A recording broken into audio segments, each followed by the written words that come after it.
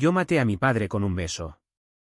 No con veneno ni con un cuchillo, sino con la verdad que él no podía tragar, que amaba a Héctor, su hijastro, el chico que entró en nuestra casa como un intruso y se quedó como una herida abierta. Aquella noche en Granada, bajo la lluvia que azotaba las calles del Albaicín, mi familia se rompió como un jarrón de cerámica nazarí, y yo fui el culpable que barrían bajo la alfombra. Pensé que el amor era un refugio, un lugar donde esconderse de las miradas torcidas de los vecinos y el peso de las expectativas familiares. Hasta que esa noche de julio de 2015, cuando el calor de Andalucía nos ahogaba como un sudario, mi padre me encontró con Héctor en el patio trasero de nuestra casa en el barrio del Sacromonte. No estábamos haciendo nada más que besarnos, pero para él fue como si hubiéramos prendido fuego a la cruz que colgaba en la pared del salón. «Eres una vergüenza, Mario». «Un maricón en mi propia casa», gritó, con la vena del cuello hinchada como un río desbordado por la tormenta. Y en ese instante, supe que no solo me expulsaría a mí, sino que arrastraría a Héctor de vuelta al infierno de donde vino. Mi nombre es Mario, y crecí en las entrañas de Granada, esa ciudad que parece un laberinto de secretos tallados en piedra. Nací en 1992, en una familia que olía a aceite de oliva y a reproches susurrados.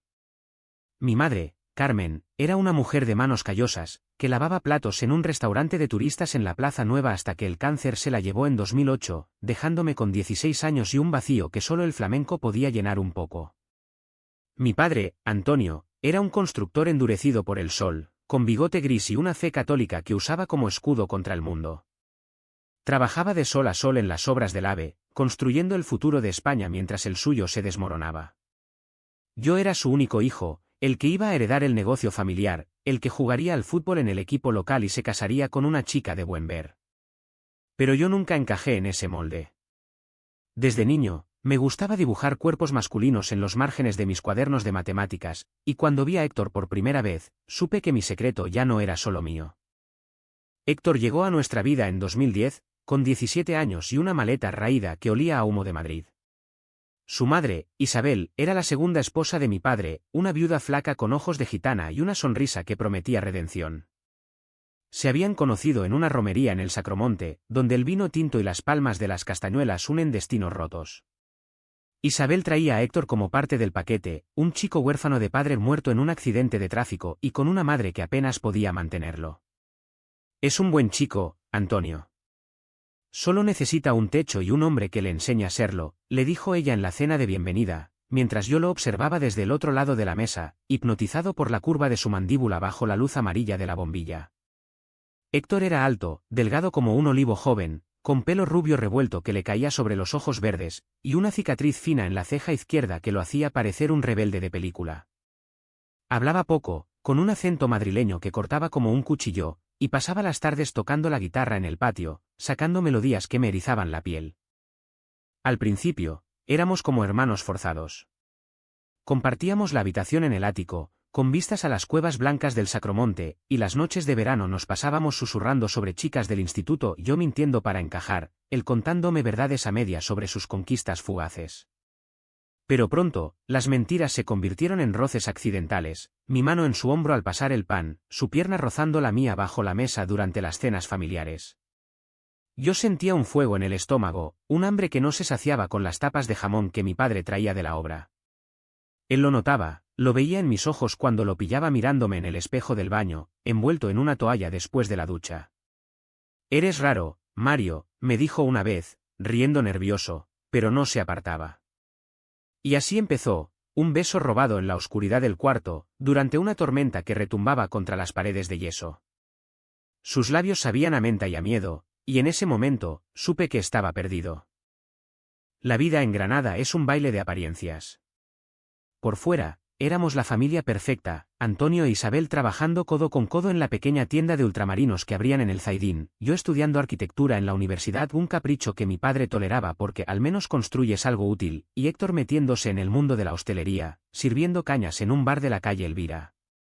Pero por dentro, el aire estaba cargado de tensiones que nadie nombraba. Mi padre, con su devoción a la Virgen de las Angustias, veía en cada gesto mío una afrenta a Dios. «Los hombres de verdad no lloran por tonterías, Mario», me espetaba cuando me pillaba dibujando en lugar de ver el Real Madrid. Isabel, por su parte, era un torbellino de supersticiones gitanas, quemaba romero para ahuyentar malos espíritus y me obligaba a rezar el rosario los viernes, como si mi alma necesitara más salvación que la de Héctor, que llegaba a casa oliendo a cerveza y a perfume barato de alguna turista.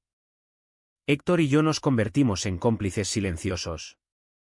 Nuestros encuentros eran robados, en el laberinto de las calles del Albaicín, donde las paredes encaladas ocultaban besos urgentes, en el Parque de las Ciencias, fingiendo ser amigos mientras nuestras manos se entrelazaban bajo el banco. Él me contaba sus miedos, el padre ausente, la madre que lo había parido en una noche de luna llena, y yo le confesaba los míos, el peso de ser el buen hijo, que nunca sería. Te quiero, Mario. Pero si tu padre se entera, nos mata a los dos, murmuraba él contra mi cuello, y yo lo callaba con otro beso, ignorando el nudo en la garganta. Pensábamos que podíamos mantenerlo así para siempre, un secreto envuelto en la niebla de la Sierra Nevada. Pero los secretos en Granada tienen paredes con oídos, y el amor, como el Guadalquivir, siempre encuentra una grieta por donde desbordarse. El VKCH se acumulaba como el polvo en las cuevas del Sacromonte. Mi padre empezó a notar cosas, mis ausencias inexplicables, las miradas que Héctor y yo intercambiábamos durante las comidas dominicales, cuando Isabel servía el cocido con una sonrisa forzada. Estás muy callado últimamente, Mario. Alguna chica te tiene loco, me pinchaba Antonio, con esa media sonrisa que ocultaba el acero de su juicio. Yo negaba con la cabeza, sintiendo el sudor frío en la nuca, mientras Héctor pisaba mi pie bajo la mesa para recordarme que éramos invisibles. Pero no lo éramos. Isabel, con su instinto de loba, me acorraló una tarde en la cocina, mientras pelaba patatas para el gazpacho. Héctor es como un hijo para mí, pero para ti. ¿Qué es, Mario? No me mientas, que yo veo el diablo en los ojos de la gente. Su voz era un susurro ronco, cargado de amenaza velada, y yo me quedé mudo, con el cuchillo temblando en la mano. Ella no insistió, pero desde entonces, sus rezos nocturnos se volvieron más largos, como si invocara a los santos para exorcizar lo que intuía. Héctor sufría en silencio, más que yo. Venía de una familia rota, donde el amor era un lujo que se pagaba con sangre, y ahora, en esta nueva, se sentía como un ladrón en su propio hogar. Tu padre me mira como si yo fuera la basura que trajo tu madrastra, me confesó una noche, tumbados en el tejado bajo las estrellas, con el aroma de jazmín flotando en el aire. Yo lo abrazaba fuerte, prometiéndole que todo estaría bien, pero en el fondo sabía que mentía. La presión crecía, en la universidad, mis compañeros me llamaban el marica arquitecto a mis espaldas, y en casa, Antonio me obligaba a ir a misa extra, como si el cura pudiera enderezar lo que Dios había torcido. Yo aguantaba, tragándome las lágrimas con el orgullo de un torero ante el toro, porque perder a Héctor significaría perderlo todo. Pero cada silencio era una grieta más, y el edificio que construíamos juntos amenazaba con derrumbarse. Las grietas se ensancharon en el otoño de 2014, cuando el viento del levante traía consigo rumores del barrio. Una vecina, la viuda de los López, nos pilló saliendo del cine Albaicín de la mano, o casi, un roce fugaz que ella magnificó en el tendero. Tu hijo anda con el madrastrito por rincones oscuros, Antonio. Cuidado, que eso no es de Dios, le chismorreó al oído mientras compraba su media de jamón. Mi padre no dijo nada esa noche, pero su silencio era peor que un grito. Cenó en la mesa con los puños cerrados sobre el mantel, y al día siguiente me esperó en la puerta de la universidad, con el coche aparcado como un centinela. Sube, Mario. Vamos a hablar como hombres. El trayecto hasta el mirador de San Nicolás fue un infierno de reproches velados. ¿Qué pasa con esa chica del curso de historia? ¿Por qué no la invitas a casa? Yo murmuraba excusas, mirando el skyline de la Alhambra que se teñía de rojo al atardecer, deseando que la tierra se abriera y me tragara. Héctor, por su parte, se replegaba como un erizo herido. Empezó a llegar tarde a casa, oliendo a tabaco y a noches en bares de la calle Calderería, donde los moros y los hippies se mezclan en un cóctel de incienso y cerveza. No puedo más con las miradas de tu padre, me dijo una vez, con los ojos enrojecidos por el insomnio. Siento que soy una mancha en su vida perfecta. Intenté consolarlo, recordándole que Isabel lo defendía a capa y espada. Héctor es mi sangre, Antonio, y punto, pero incluso ella empezaba a dudar, susurrándome consejos que sonaban a advertencias. Busca una novia, Mario. Para ti y para él. El amor de verdad viene con anillo y bendición. Yo asentía, pero por dentro me revolvía como un gato enjaulado. El sacrificio se convertía en rutina, mentiras piadosas a mi padre sobre salidas con amigos, noches en vela planeando escapes imposibles, y un amor que se alimentaba de migajas robadas. La densa atmósfera de la casa se volvió asfixiante. Las cenas familiares, que antes eran un ritual de risas y anécdotas de la obra, se transformaron en campos minados. Antonio clavaba la vista en Héctor cuando éste hablaba, midiendo cada palabra como si buscara pruebas de pecado. «Pásame el vino, muchacho», le ordenaba con voz de granito, y Héctor obedecía con la cabeza gacha, sus dedos temblando al rozar el borde de la botella. Yo intervenía, desviando la conversación hacia el tiempo o el próximo partido del Granada CF, pero el aire estaba cargado de electricidad estática, listo para la chispa. Isabel intentaba mediar con su humor gitano, contando chistes sobre suegras y cuñados, pero sus ojos traicionaban el miedo, temía que su segundo matrimonio se desintegrara como el primero, dejando a Héctor a la deriva otra vez. Yo me hundía en mi propia miseria. En la universidad, mis diseños arquitectónicos inspirados en las curvas de la Alhambra y los cuerpos de Héctor empezaron a fallar. Un profesor me llamó aparte: «Mario, tienes talento, pero pareces distraído». «¿Problemas en casa?». Negué, pero el peso me aplastaba. Por las noches, cuando todos dormían, subía al tejado y fumaba un cigarro mirando las luces de la ciudad, preguntándome si valía la pena. Héctor se unía a veces, sentándose a mi lado con una cerveza tibia. «Si nos vamos, ¿a dónde?». «Sin pasta, sin nada». Su voz era un hilo frágil, y yo lo abrazaba, inhalando su olor a jabón y a vulnerabilidad. «A Madrid, a Barcelona. Donde nadie nos conozca». Pero eran sueños de adolescentes, evaporándose con el amanecer. El DDNN alcanzó su pico en Navidad de 2014. La familia al completo, tíos, primos, la abuela de Isabel, se reunió en nuestra casa para la cena de Nochebuena. El salón estaba decorado con luces parpadeantes y un Belén napolitano que mi padre montaba cada año con devoción maníaca. Héctor y yo nos mantuvimos a distancia, pero la tensión era palpable. Un primo borracho soltó un chiste sobre maricones en la tele, y todos rieron menos nosotros. Antonio, con 3 copas de anís de mono encima, me agarró del brazo al salir al balcón para fumar. «Dime la verdad, hijo. ¿Qué hay entre tú y ese chico?».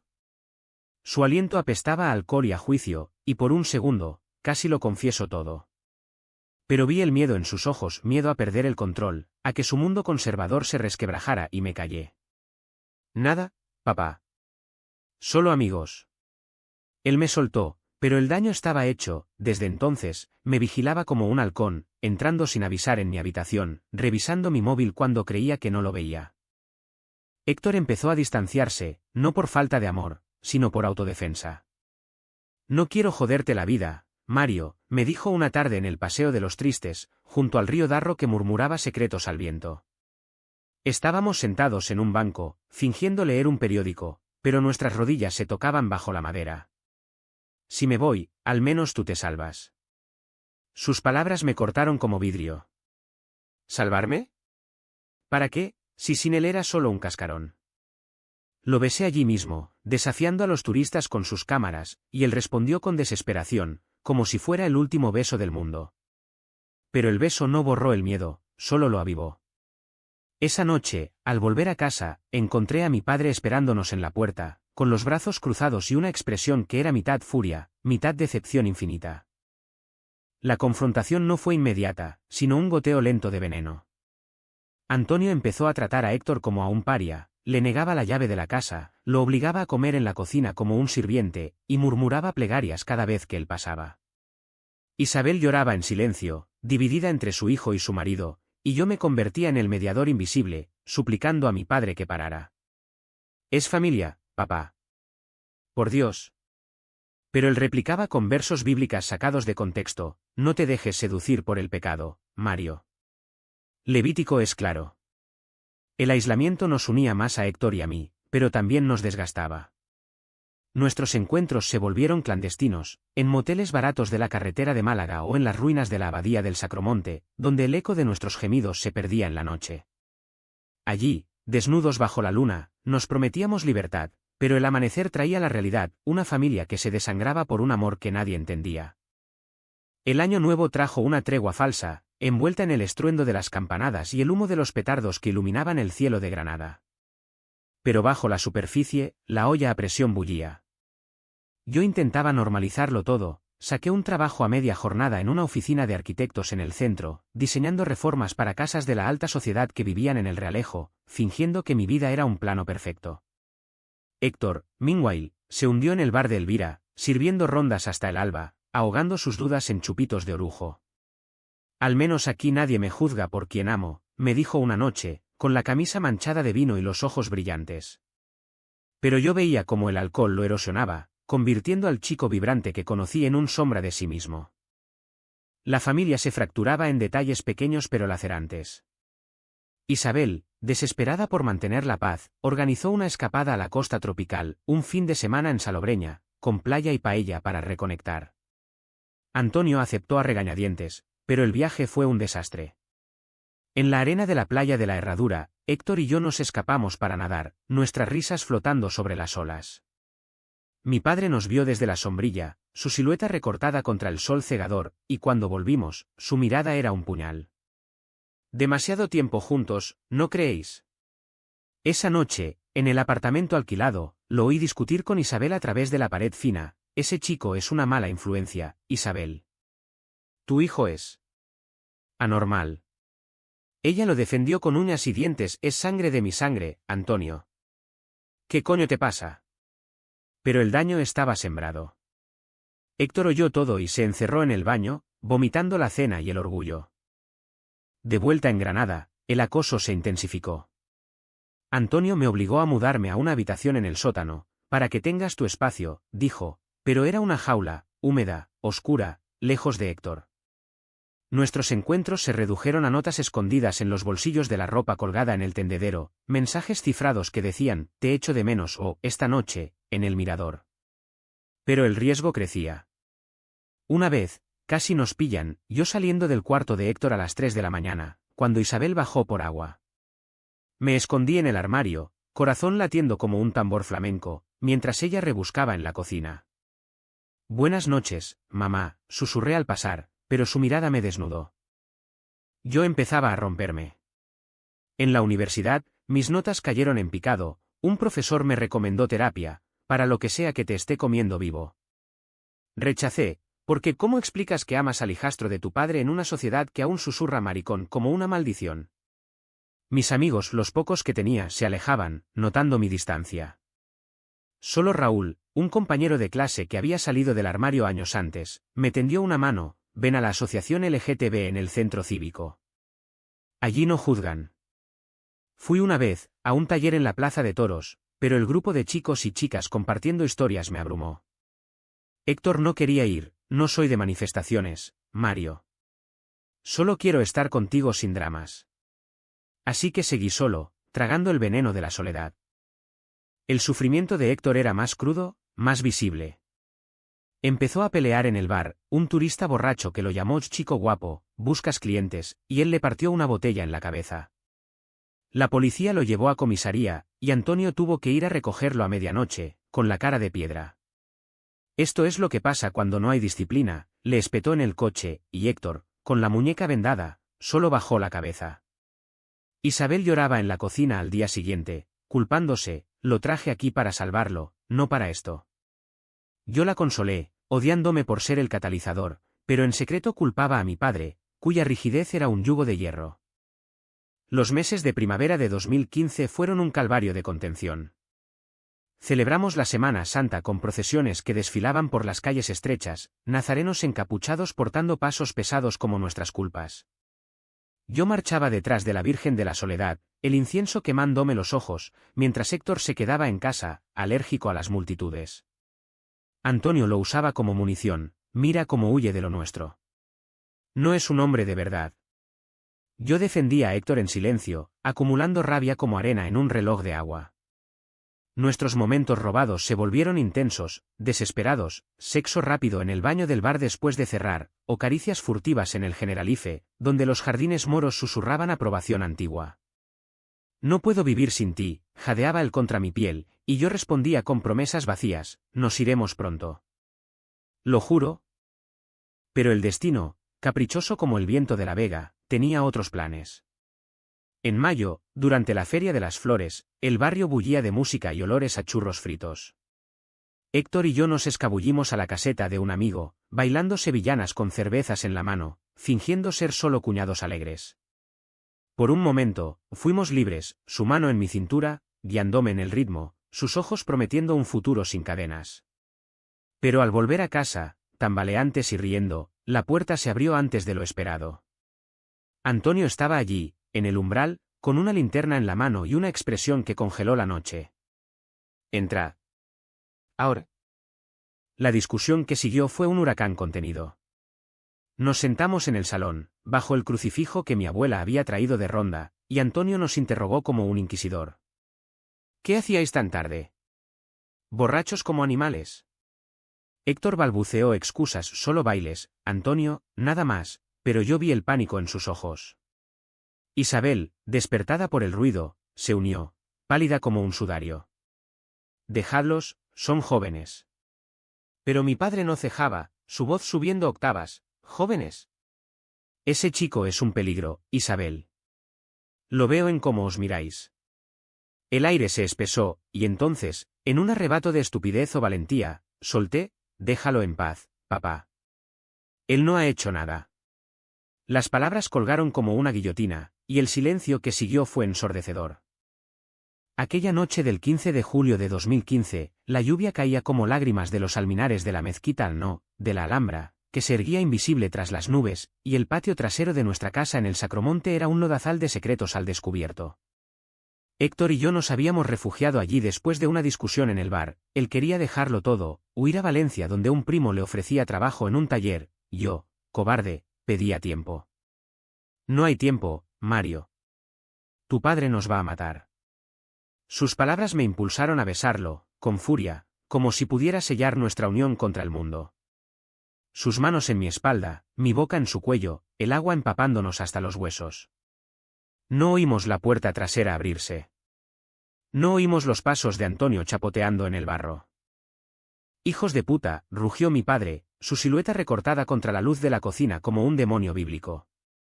La linterna en su mano iluminó la escena, Héctor apartándose con pánico, yo con los labios hinchados y la culpa tatuada en la cara. No hubo tiempo para excusas. Antonio cargó contra nosotros, no con golpes, aún no, sino con palabras que cortaban más hondo que cualquier navaja. «¿En mi casa? ¿Con el hijo de mi mujer? ¿Sois animales o qué coño os pasa?» Héctor intentó huir, resbalando en el suelo mojado, pero mi padre lo agarró del brazo, torciéndoselo hasta que gimió. «Suéltame, cabrón», gritó Héctor, y por un segundo pensé que se pelearían como en una película de Almodóvar, pero con sangre real. Isabel bajó en camisón, atraída por los gritos, y el caos se multiplicó. «Antonio, por Dios. Son chicos». Pero él la apartó como a un estorbo, volviéndose hacia mí con ojos inyectados en rabia. «Tú, Mario. Mi propio hijo. ¿Cómo pudiste? ¿Con él? Es como follarte a un perro». La metáfora me revolvió el estómago, y vomité bilis y vergüenza en el charco a mis pies. Héctor se zafó y corrió hacia la casa, pero Antonio lo siguió, bramando: «Fuera de aquí. Lárgate con tu madre y no vuelvas». Isabel lloraba, abrazando a su hijo en el umbral, mientras yo me quedaba paralizado, la lluvia lavando el sudor de mi frente. «Papá, por favor», supliqué, pero mi voz se perdió en el trueno. El amanecer trajo la expulsión. Antonio, con ojeras como surcos de arado, me ordenó hacer la maleta. «No quiero verte bajo este techo. Eres una abominación». Sus palabras eran frías ahora, sin la furia de la noche, era como si hubiera decidido extirpar el tumor de un tajo. Isabel suplicó, arrodillándose en el salón con el rosario en la mano: «Es tu sangre, Antonio. Piensa en Carmen, ¿qué diría ella?». Pero él la ignoró, llamando a un primo para que me llevara a una pensión en el Zaidín.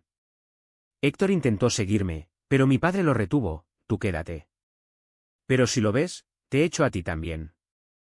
Fue el último vistazo que le eché, su cara pálida en la ventana, lágrimas mezcladas con lluvia, mientras el coche se alejaba por las cuestas empedradas. El shock me dejó vacío, como si me hubieran vaciado las entrañas. Me instalé en una habitación cutre con paredes manchadas de humedad y un colchón que olía a tabaco rancio. Llamé a Héctor desde un teléfono público, mi móvil confiscado por Antonio, pero él susurró, no puedo hablar.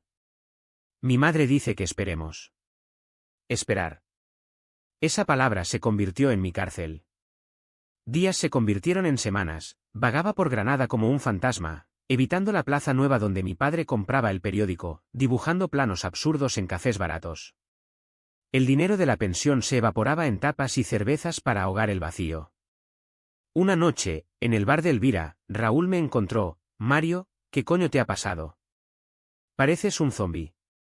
Le conté todo, entre sollozos y anís, y él me abrazó. Bienvenido al club de los expulsados. Pero no estás solo.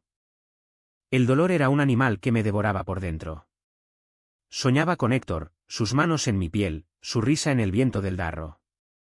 Me despertaba sudando, con el corazón latiendo como un tambor roto. Intenté contactarlo por cartas, deslizándolas bajo la puerta de casa cuando Antonio salía a misa, pero volvían sin abrir, con devuélvela al remitente garabateado en rojo. Mi padre había cambiado las cerraduras, cortado todo lazo. Isabel me envió un mensaje una vez, a través de una vecina, lo siento, Mario. Él no cede. Héctor está destrozado. Destrozado. Esa palabra me perforó el pecho. ¿Qué le hacía mi padre? ¿Lo golpeaba, lo maldecía? La impotencia me volvía loco. Una noche, emborrachado, tiré piedras a las ventanas de casa, gritando su nombre hasta que la policía me llevó. Vete de Granada, chaval. Esto no es tu sitio, me dijo el agente, un tipo de barrio con compasión cansada. Me hundí en el abismo. Dejé la universidad indefinido por motivos personales, y busqué trabajo en lo que saliera, camarero en un restaurante de tapas en la calle Reyes Católicos, donde los turistas pedían paella sin saber que yo servía mi propia alma en cada plato. Las noches eran peores, masturbándome con recuerdos de Héctor, odiándome por la debilidad. Raúl me arrastró a la asociación, y allí, entre charlas sobre PrEP y derechos, encontré un atisbo de luz. El rechazo familiar es el peor, pero se sobrevive, me dijo un chico de Málaga con tatuajes de arcoíris. Sobrevivir. No era vivir, pero era algo. Empecé terapia gratuita en el centro LGTB, desentrañando el nudo de culpa que mi padre había atado. No eres pecado, Mario. Eres humano. Pero las palabras rebotaban en las paredes de mi soledad. Héctor me escribía en sueños, pero en la realidad, era un eco lejano. Oí rumores, que Antonio lo había enviado a trabajar en una finca de olivos en la Alpujarra, lejos de la ciudad, para hacerlo hombre. Que Isabel lloraba cada noche, rogando perdón a la Virgen. Mi rabia crecía, un fuego lento que me consumía. Una tarde, en el mirador de San Nicolás, contemplando la Alhambra que parecía burlarse de mi ruina, juré venganza. No sangre, sino verdad, algún día, mi padre pagaría por habernos roto. Pero por ahora, el shock me tenía paralizado, un hombre de 23 años reducido a cenizas bajo el sol implacable de Granada. Los años siguientes fueron un exilio forzado en mi propia ciudad. Me mudé a un piso compartido en el Nuevo Zaidín, con 3 compañeros que no preguntaban demasiado, un estudiante de biología, una camarera de hotel y un músico callejero que tocaba flamenco en la Puerta de las Granadas. Sobrevivía con turnos dobles en el restaurante, ahorrando para un futuro nebuloso, mientras Granada cambiaba a mi alrededor, el AVE traía más turistas, las calles se llenaban de bicicletas compartidas, pero yo seguía estancado en el barro de julio de 2015. Héctor era un fantasma, una vez lo vi de lejos, en la plaza Beiber Rambla, caminando con la cabeza baja, más delgado, con barba incipiente que lo envejecía. Nuestras miradas se cruzaron por un segundo eterno, pero él apartó la vista, y yo me quedé clavado, con el corazón en un puño. El clímax se gestó en silencio, como una tormenta que se acumula en la sierra. En 2018, Antonio sufrió un infarto leve durante una obra en Motril. Isabel me llamó el único lazo que no había cortado, su voz temblorosa al teléfono, ven, Mario. Por favor. Él pregunta por ti. Dudé, el rencor quemándome la garganta, pero algo curiosidad, o el eco de mi madre me impulsó a ir. El Hospital San Cecilio olía a desinfectante y a desesperación, pasillos blancos donde las familias se deshilachaban. En la habitación 307, mi padre yacía conectado a monitores, pálido como la sábana, con Isabel a su lado tejiendo un mantón invisible de nervios. Héctor estaba allí también, sentado en una silla plegable, con ojeras profundas y una rigidez que gritaba dolor contenido. Nuestros ojos se encontraron, y el mundo se detuvo. Él había cambiado, endurecido por el tiempo, pero su mirada aún guardaba el fuego de aquel beso bajo la lluvia. Antonio me vio y tosió, un sonido húmedo como grava. «Hijo». La palabra salió ronca, y por un instante, creí ver arrepentimiento en sus ojos nublados. Pero no era perdón, era miedo al vacío. «Siéntate». Obedecí, rígido como un palo, mientras Isabel salía a por café, dejándonos solos con Héctor como testigo mudo. «He sido un cabrón», murmuró él, mirando al techo. «Todo este tiempo. Pensando en ti». ¿En lo que hice? Esperé, el pulso acelerado, listo para el golpe. «¿Te echo de menos, Mario? La casa no es casa sin ti». Sus palabras eran un bálsamo envenenado. ¿Echaba de menos al hijo, o al que había perdido? ¿Y Héctor? Él también. ¿Hemos hablado? ¿Mucho? Giré la cabeza hacia él, y Héctor asintió apenas, sus labios apretados en una línea fina. El clímax estalló esa misma tarde, cuando los médicos nos echaron para que descansara. En el pasillo, Isabel nos arrastró a la cafetería del hospital, un antro de máquinas expendedoras y mesas pegajosas. «Basta de mentiras», dijo, con voz de acero gitano. «Antonio está arrepentido, pero no lo dice». «¿Y vosotros? Dios, cuánto habéis sufrido». Héctor rompió primero. «Mamá, yo lo amaba». «Lo amo. Y tu marido nos destruyó por eso». Sus palabras fueron un trueno, y yo las secundé, la voz quebrada. «Papá nos expulsó por ser quienes somos». ¿Arrepentido? Demasiado tarde. Isabel lloró, pero no de tristeza, sino de liberación, lo sé. Lo supe siempre. Pero el miedo. En Granada, la gente habla, y él temía el que dirán más que a Dios. Héctor se levantó, temblando. «No vuelvo a esa casa hasta que lo diga claro. Que Mario es familia, pase lo que pase». Me miró entonces, y en sus ojos vi el desafío. «¿Y tú, vienes conmigo? ¿O sigues huyendo?» El corazón me martilleó. Años de silencio, de noches vacías, y ahora esto, la oportunidad de romper el yugo. «Sí», dije, simple y rotundo. «Pero no por él. Por nosotros». Salimos del hospital cogidos de la mano, desafiando a las enfermeras y a los fantasmas del pasado. Isabel nos siguió, murmurando oraciones, pero por primera vez, no para exorcizar, sino para bendecir. La confrontación final llegó 2 días después, cuando Antonio dio el alta. Volvimos a casa, nuestra casa, a pesar de todo, y lo encontramos en el salón, sentado en su sillón orejero con una Biblia abierta en el regazo. «Entrad», dijo, sin levantar la vista. El aire estaba cargado, como antes de una corrida en la maestranza. Héctor y yo nos paramos en el umbral, yo con la mochila al hombro como si estuviera listo para huir de nuevo. «Siéntate, Mario. Y tú, Héctor, también». Obedecimos, y el silencio se estiró como un elástico a punto de romperse.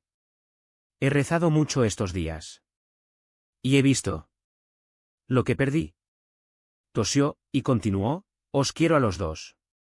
Como familia. Pero ¿eso que hacéis? No lo entiendo. No lo apruebo». Sus palabras eran un muro a medio derrumbar, progreso mezclado con prejuicio. Héctor explotó: «No es eso que hacemos.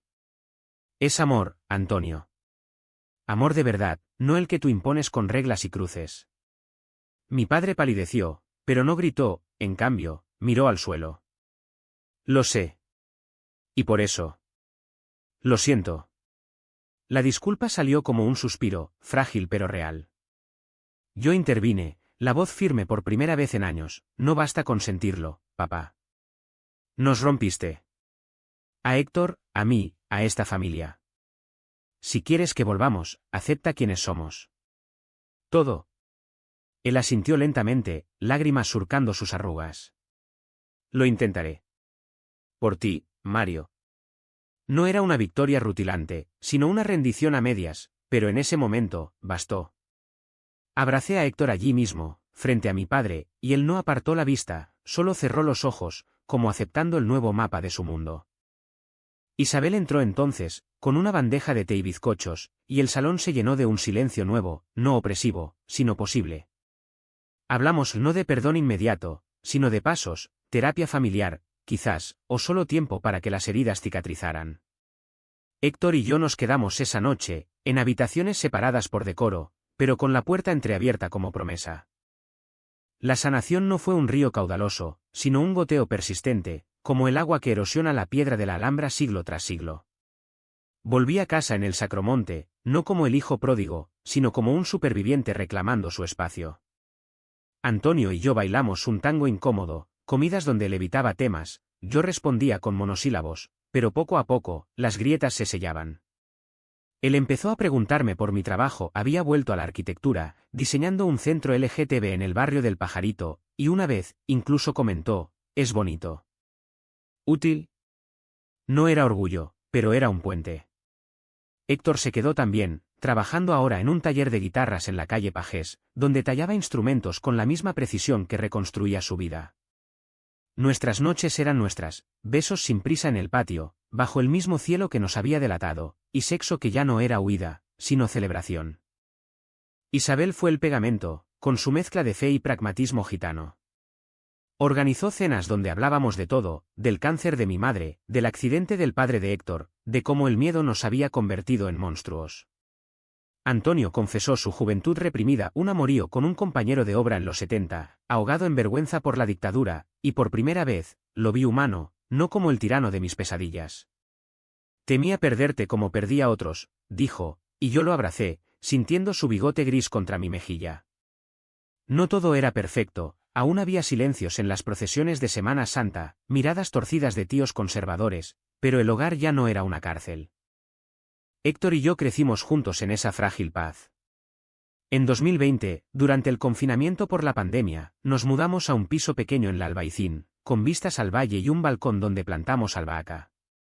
Él compuso una rumba flamenca sobre amores prohibidos que se cantaba en las cuevas, y yo diseñé nuestra boda civil. Sí, nos casamos en 2022, en el ayuntamiento, con Raúl de testigo y una tarta de piononos que Isabel horneó con lágrimas de alegría. Antonio estuvo allí, tieso en su traje, pero aplaudió cuando nos besamos, y después, en la recepción en un bar de la calle Elvira, brindó, por la familia. Sea como sea. No era efusivo, pero era suyo, y bastaba. El precio se cobró en sombras sutiles. Antonio envejeció rápido después del infarto, su cuerpo traicionándolo con artritis y olvidos. En 2024, le diagnosticaron Alzheimer temprano, y las noches en que deliraba, nos llamaba los chicos del pecado, pero al amanecer, se disculpaba con ojos claros, perdonadme. Murió en primavera de 2025, en su cama, con la mano de Isabel en la suya y nosotros a los pies. El funeral en la iglesia de San Pedro fue un río de gente, vecinos, obreros, hasta el cura que nos había casado, y en el cementerio del cementerio de San José, bajo los cipreses, solté una paloma que él habría odiado, pero que voló libre hacia la sierra. Héctor y yo nos quedamos con la casa del Sacromonte, reformándola en un taller mixto, guitarras y planos, arte y estructura. Isabel vive con nosotros ahora, contando historias a los nietos que algún día tendremos. Adopción en proceso, un niño de Málaga con ojos como los de Héctor. La familia pagó su deuda no con grandes gestos, sino con tiempo. Antonio en su lecho de muerte susurró «Os quiero», y nosotros lo perdonamos, no por olvido, sino por elección. Hoy, caminando por las calles de Granada, con el sol bañando las paredes rojas y el eco de un cante hondo flotando en el aire, me pregunto si el amor siempre exige un precio tan alto. Héctor me aprieta la mano en la Plaza Nueva, donde todo empezó y terminó, y responde con una sonrisa, sí, pero vale cada gota. Y en ese instante, bajo la mirada indiferente de la Alhambra, sé que hemos ganado, no la batalla, sino la vida. ¿Y si el verdadero choque no fue la expulsión, sino la vuelta? El odio que se disuelve en tiempo, dejando solo el eco de lo que fuimos.